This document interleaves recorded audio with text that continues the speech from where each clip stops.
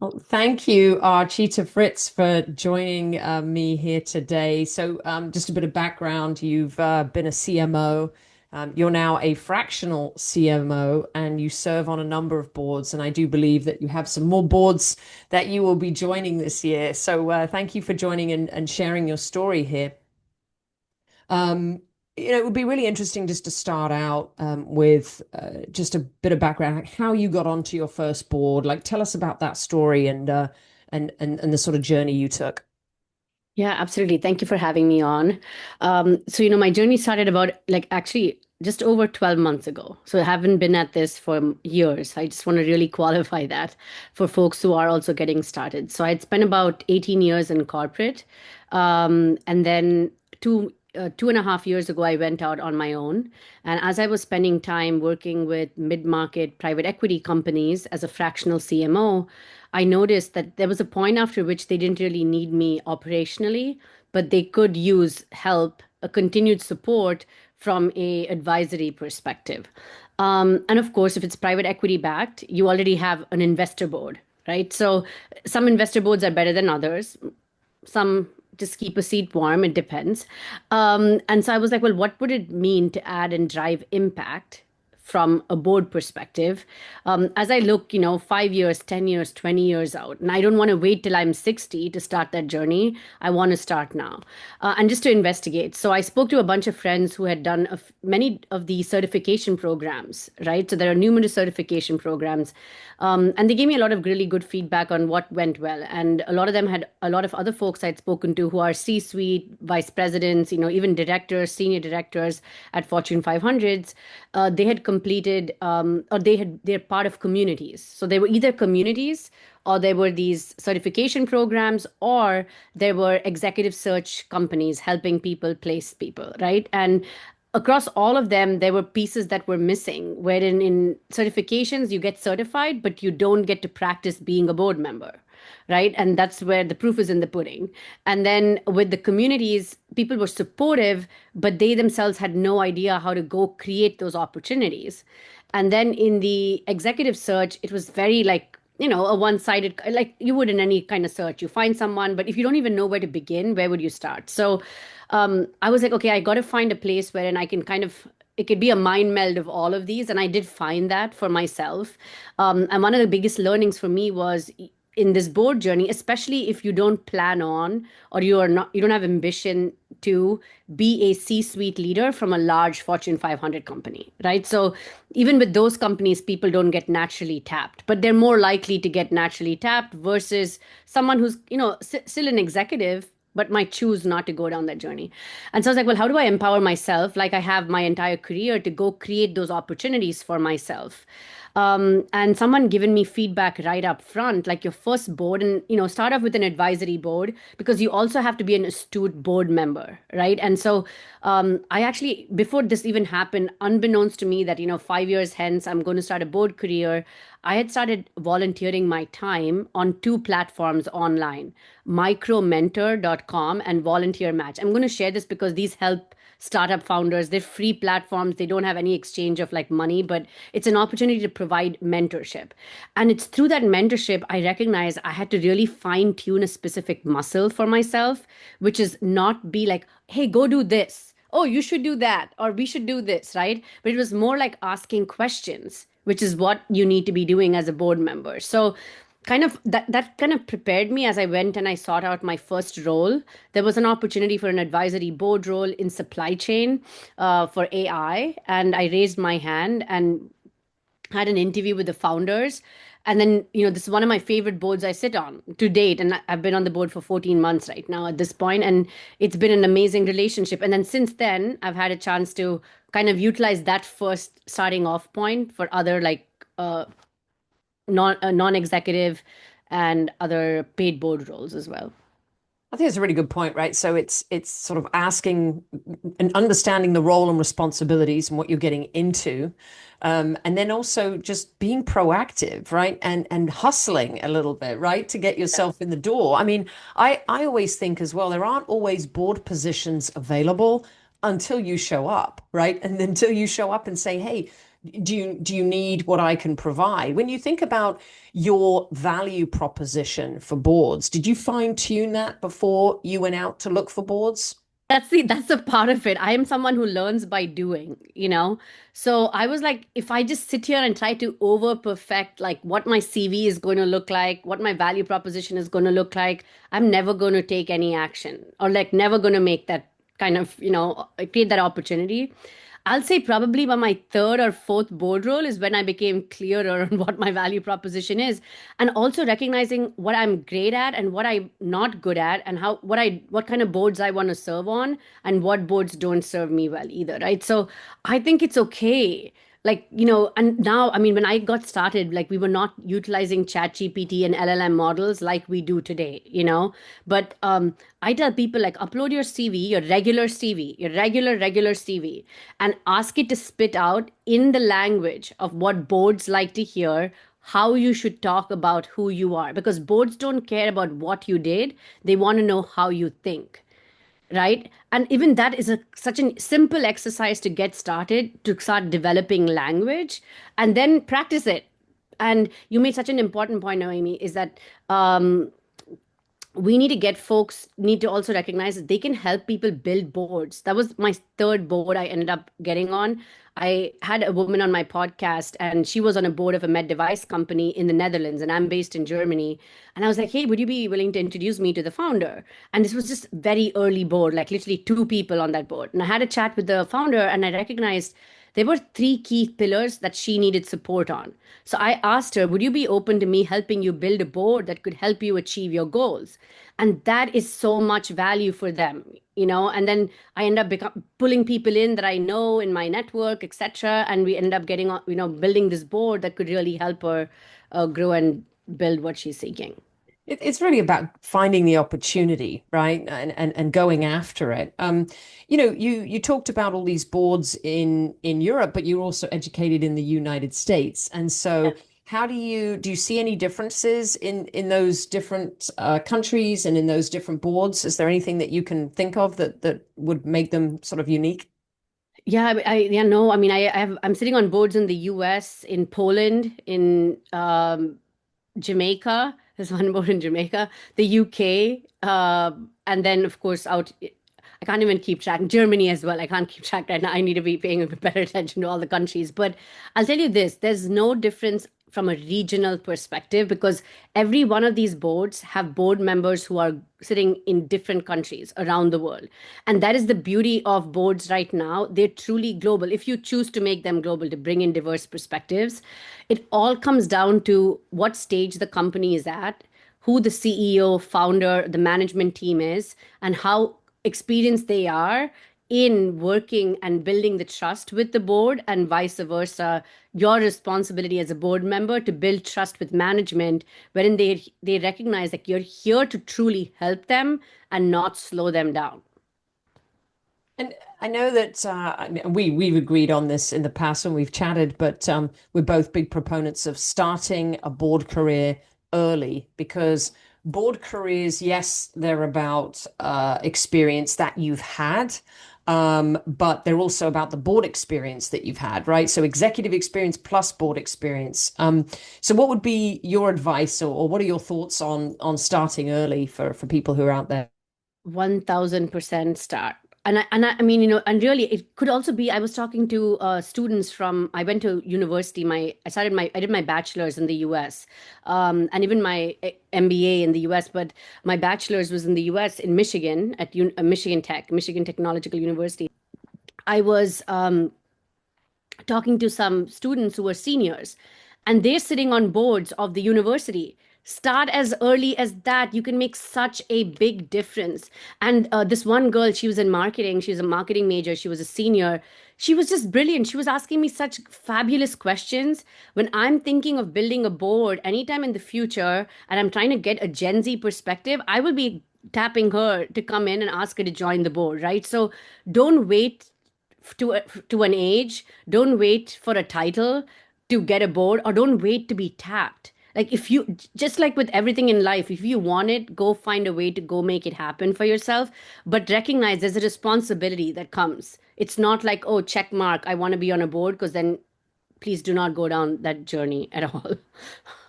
No, I hear you. And I think also that there's so many, especially in the United States, there's a lot of opportunity in the UK, right? A lot of opportunity and a lot of different types of boards that you can join. Um, if you're thinking about executive experience and building on that, what would be your advice to younger people about what are some of the skills and experiences that they can build on to ensure that when they get to sort of your level, they can be more open to board roles? Yeah, that's such a great question. So do the hard things is what I would say. So, raise your hand up for that project where they're like, oh, we don't know if we're gonna make this happen or we're not. Raise your hand up if they're like, hey, we need someone to go build this business from like nothing to something over the next 5 years. So do the difficult things, do the uncomfortable things, because that's what the board wants to understand, because there will be crises that will happen at some point in a board. And are you capable enough and are you emotionally astute with understanding how to help steward the management team, because you have been there in that position before, right? And then and it could be different kinds of things. Like if you're still you're in corporate right now, if you there are committees of different kinds, right? Like so either there are ERGs, like employee resource group committees, that report to the board to talk about certain things, or there are committees on, like I was on the marketing council for my Fortune 500, and we would report into the board. So you start learning how to speak that language of how the board wants you to communicate, talk, etc. So start working on, okay, what are my opportunities to go present, to raise my hand, to do the uncomfortable things, to make tough decisions. And those will really serve you well. Like, employee turnover, having to like unfortunately let go of people, like being in those difficult places. And I'm hearing this trend right now, which is interesting, that Gen Z they don't want to be managers, which is so fascinating. And because they're just like, I don't want the responsibility of like, what's inevitably going to happen, etc. And I'm looking forward to like learning more about it. But that's how we grow, when we've got to make difficult decisions and have those uncomfortable conversations, as much as we grow when we help to, have people grow into amazing roles and go do amazing things in their lives as well, right? And that's a huge responsibility as a leader. So take that on and like shepherd yourself into the roles you choose to. That's great advice. And I think, we're not all cut out for boards, right? Like we're not all cut out for this role. We're not all cut out for C-suite roles. And that's okay, right? It doesn't have to be for everyone. But I even think with a board career, you can still serve on boards, especially community and civic boards. And I think it can be a purposeful opportunity, right, for someone. Yes. When we were chatting, you talked about a story. Again, people might see you and say, oh, she's young, she's a woman. That's how she got on a board. What would be your response to that? I'm like, great. I'm glad that got me the entry into the door. Now I'm going to drive all the impact, that you would not even imagine. So I say own every part of being the only, the first, the few, the only.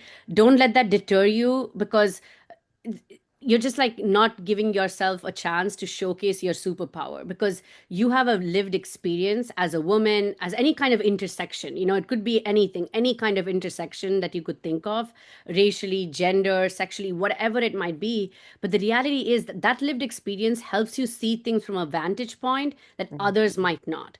And I was listening to a fireside chat with Elisa Wood. She's the co-CEO of KKR, the largest private equity kind of fund out there.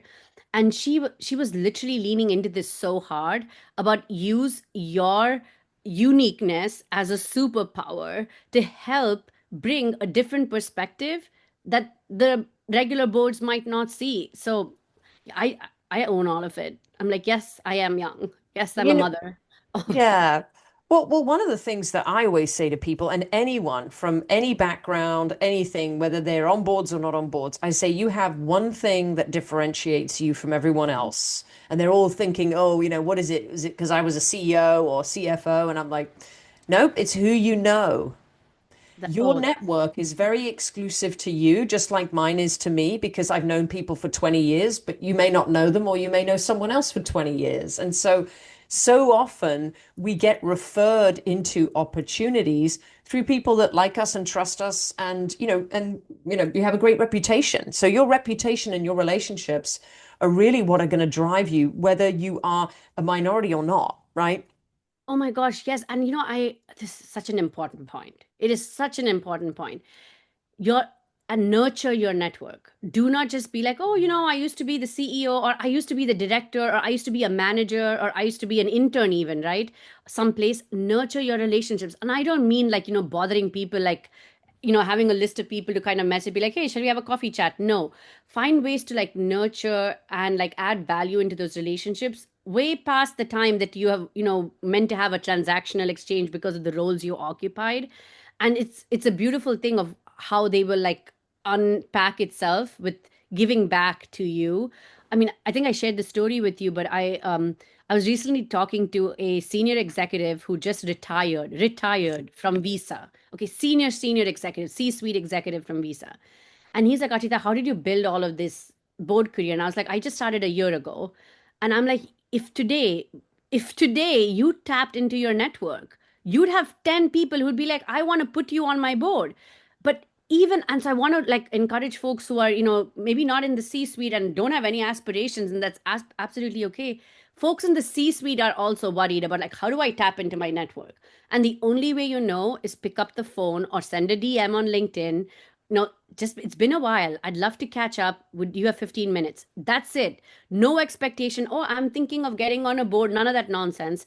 I just want to get to know and then be curious about what they're doing, where they're building, and if there is value you can add, fabulous. If not, find another moment to kind of connect with them where there's another point in time where you'll, have an opportunity to help each other out. And two of my mutual connections landed me my public board and my paid board seat. Like, Well, this is kind of I teach this a lot. This is a lot of what I talk about. It's about being curious. When you meet someone, always try and find out as much information about them as first. Ask questions about their business. What are you struggling with?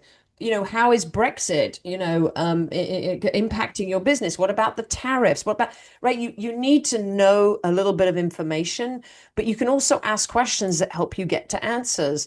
And then when they admit that they're struggling with a particular area, that's your opportunity to say, well, have you thought about this? So almost get into the role of the board member before you're offered the role. Would you agree with that? that's it. God, oh my God, you've hit the nail on the head. Such an important point. Like we would in corporate, right? They say do the role before you get the role, walk the role before you get the role. Or back in the olden days, dress for the role, like which is not true anymore, but dress for the role before you get the role. Whatever, like practice it before you get it, right? And the same thing applies here. The first thing I tell folks to is on your LinkedIn, put board member because you are signaling to the industry, I am ready. I am here and I am ready. And people are like, oh, I'm like, no, you're not like fooling anybody. You're like ready. You're board ready. Like that's the whole idea. Just as you would, as you're kind of trying to attract recruiters to get the next role, you're going to be like senior executive in healthcare, right? It's the same idea. So signal to the market because they will not know Rome is being built if you don't tell them Rome is being built. It's very true. So you mentioned a public company, and I know we can't talk about it just yet because it's still in the works, but you are going to be joining a public company in Europe. So congratulations on that. Thank you. That's amazing. And I'm looking forward to seeing your board career expand over the next few years. And maybe you'll come back on my podcast and we'll see how things are going. But tell us how how you got that role, because obviously there's a lot more regulation and other things going on public companies. Tell us about that experience and how you got there. Yeah, so God, it's the network. I can't. I mean, and I know it sounds crazy, and people are like, "Oh, you have this network. I don't." And I didn't have this network a year ago. I mean, I had a different kind of network, right?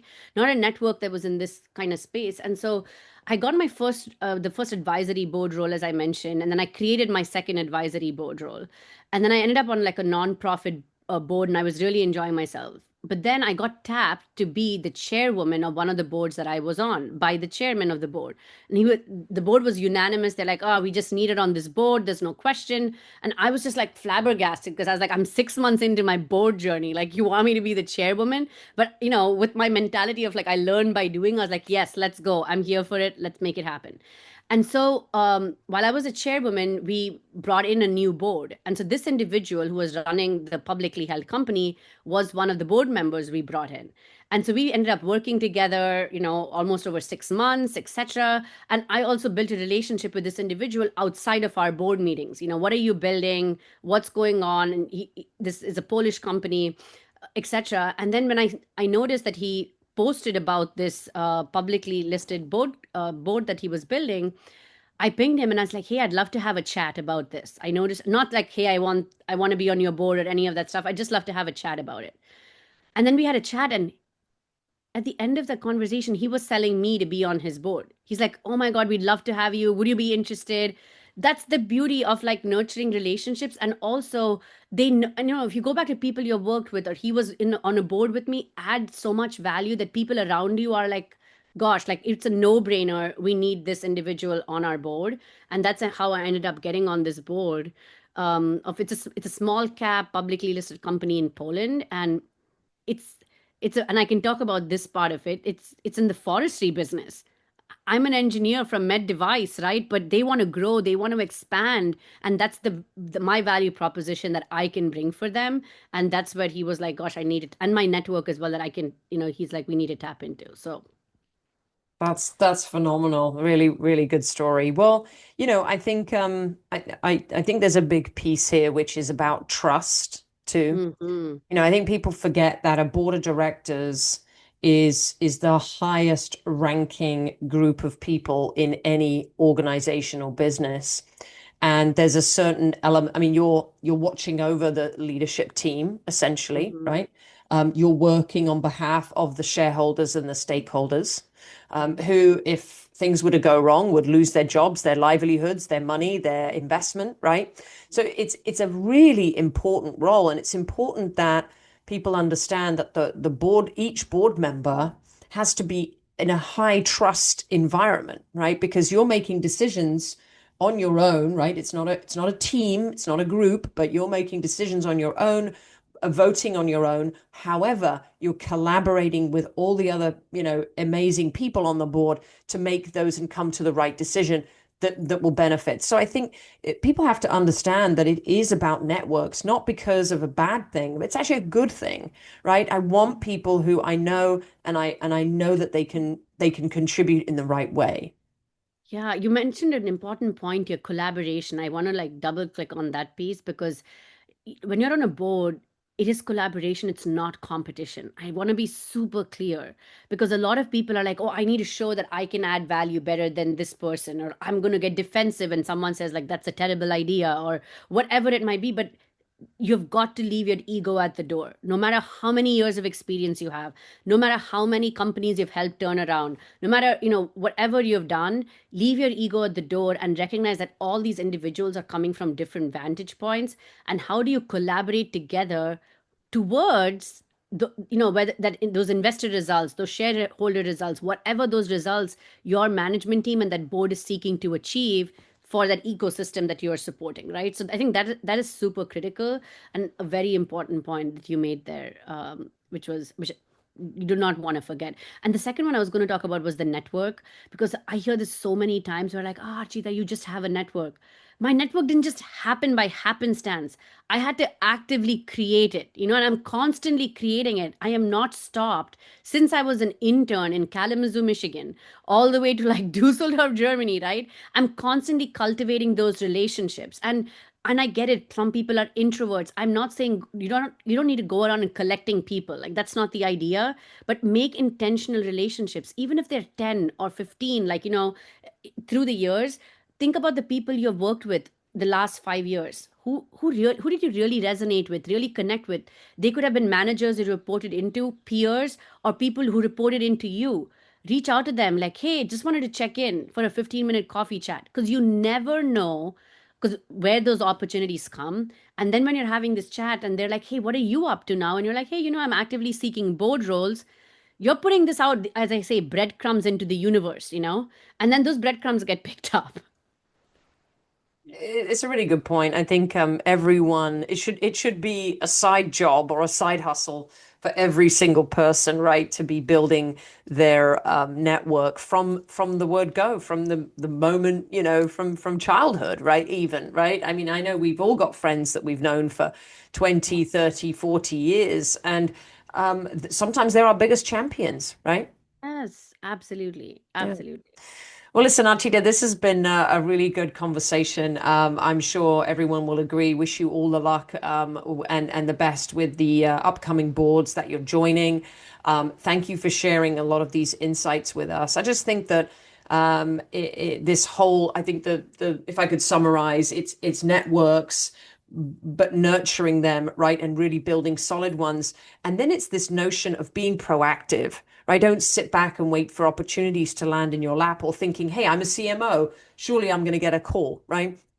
And you've kind of got your way into opportunities. So I commend you for that. And I think it's a great piece of advice for people to learn. Any final thoughts, final words?